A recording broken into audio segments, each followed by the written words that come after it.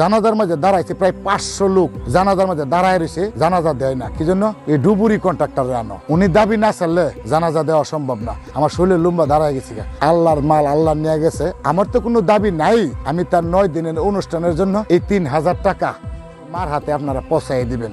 আমি মনে করি এটা আমার জীবনের সবচেয়ে বড় পাওনা। খালিয়াজুরি থানা, এটা অসহায় বাপ নাই, প্রতিবন্ধী গোসল করতে গিয়া পানিতে পড়ে গেছে। দুনিয়ার মানুষ খোঁজাখুঁজি করে পায় না, তারপর আমাদের কাছে ধরে গিয়ে কান্নাকাটি করতেছে, ভাই আমার বাচ্চাটা পড়ে গেছি গা, বাপ নাই, একটাই বাচ্চা মহিলার। পরে ভাই আমি ডুব দিছি, পাই না। আমার আলম ডুব দিছে, পাই না। সাতটার ডুব দিছে, পাই না। পরে আরেকজন ডুব দিছে, আবার পরে আলম ডুব দিছে, ডুব দিয়ে গিয়ে লাস্টটা দিয়েছি। আবার পরে এরা আমার টাকা সাধ্যাছে, তেল সাধ্যাছে, খরচ। আমি কিন্তু দুনিয়াতে কি টাকা কামাই করতে এসি, এই প্রতিবন্ধী অসহায় বাপ নাই বাচ্চাটা ইয়া দেবো।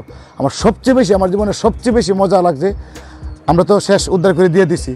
ওরিজন জানাজা দেয়, জানাজার মাঝে দাঁড়াইছে প্রায় 500 লোক জানাজার মাঝে দাঁড়ায় রয়েছে, জানাজা দেয় না। কি জন্য? এই ডুবুরি কন্ট্রাক্টর আনো, উনি দাবি না চাললে জানাজা দেওয়া সম্ভব না। আমি তখন বাজার করতেছি, পরে 4টে মোটরসাইকেল গেছে। ভাই বিপ্লব ভাই, আপনার জন্য 500 মানুষ জানাজার দিচ্ছে। কি জন্য? জানাজা দিবে। আমার শরীরে লুম্বা দাঁড়ায় গেছি, মোটরসাইকেল 4টে লয়ে গেছে আমার জন্য, গজারিয়া বাজার। ওইখান থেকে মোটরসাইকেল আমি ভাই জানাজার মাঠে গিয়া দিই, 500 লোক লাইন ধরে দাঁড়ায় রয়েছে।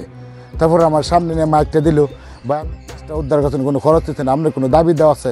তখন আমি ওইখানে দাঁড়ায় বলছিলাম, আল্লাহর মাল আল্লাহ নিয়ে গেছে, আমার তো কোনো দাবি নাই। আমি তার 9 দিনের অনুষ্ঠানের জন্য এই 3000 টাকা, এই 3000 টাকা এই শিশুর মার হাতে আপনারা পৌঁছাই দিবেন। আমি মনে করি এটা আমার জীবনের সবচেয়ে বড় পাওনা। আর ছোট্ট করে আরেকটা কথা বলি, সিলেট জেলা ভোলাগঞ্জ, ওইখানে আমি একটা জাহাজ উদ্ধার করতেছি, উদ্ধার কাজ চলতেছে, প্রক্রিয়াধীন। আমার মতো আরো 2-3টা ডুবুরি আছে, কাজ করতেছে, প্রচুর জাহাজ ডুবছে, 5-6টা জাহাজ ডুবছে। তো আমি একটা উদ্ধার করছি। ইন দ্য মিন টাইম দুপুর বেলা হঠাৎ করে একটা আওয়াজ হয়েছে, ট্রিম করে একটা আওয়াজ হয়েছে। আমরা পিছনে তাকায় দেখি, আমাদের 200 ফিট দূরে একটা জাহাজ, অর্ধেকটা পানির উপরে অর্ধেক এইভাবে সোজা এইভাবে দাঁড়ায় রয়েছে। তখন একটা মানুষ আটকে গেছে, যারা আছে তারা এই ডুবুরির কাছে গেলে, আমরা তো ভাই লাভ উঠাইতে পারি না, ওই এরা পারে। ওই যে আমাদের আরেকটা ডুবুরির কাছে, ভাই আমরা তো ভাই লাভ উঠাইতে পারি না ভাই। এরা আমাদেরকে দেখাই দিছে, আমাদের দ্বারা কান্নাকাটি করতেছে। কি হয়েছে? ওইটার মধ্যে একটা লাভ আটকে গেছে, জাহাজটা ডুবছে। পরে ভাই ওই জাহাজটাকে এই কাজ বন্ধ কর, আমার যে কাজটা চলতেছে এটা বন্ধ করে দিছি। তারপর ওইখানে গেছি, যাওয়ার পরে ভাই এই ভদ্রলোকের 4টা মেয়ে, কোনো ছেলে নাই।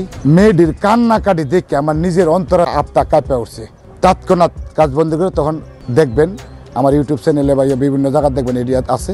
তখন নামছি, নামিয়া এই ভদ্রলোকের লাশটা উঠাই দেওয়ার পরে আমার জিজ্ঞেস করতেছে আমার কি দিব। আমাকে কিচ্ছু না, 1 গ্লাস পানিও আমাকে দিতে হবে না, 1 গ্লাস পানিও আমাকে দিতে হবে না। তখন যে বডির মালিক ছিল, সে থাপাদা আমার দইরা কইতাছে, আপনার মতো ব্যক্তি আমার বডিটা এটা উদ্ধার করে দিবেন। আমি তখন বুঝছি না আমি সার্থক। আমার বলতেছে, যে লোক উড়াই দেওয়ার পরে বলতেছে 1 গ্লাস পানিও নিবে না, এই লোক আমার যে বডিটা দাঁড়ায় রয়েছে, এটা আপনি উড়াবেন। ভাই আপনার ওই কাজটা শেষ করে আমার এটা উঠে আমি করি, তখন এটা আমার সবচেয়ে বড় পাওনা।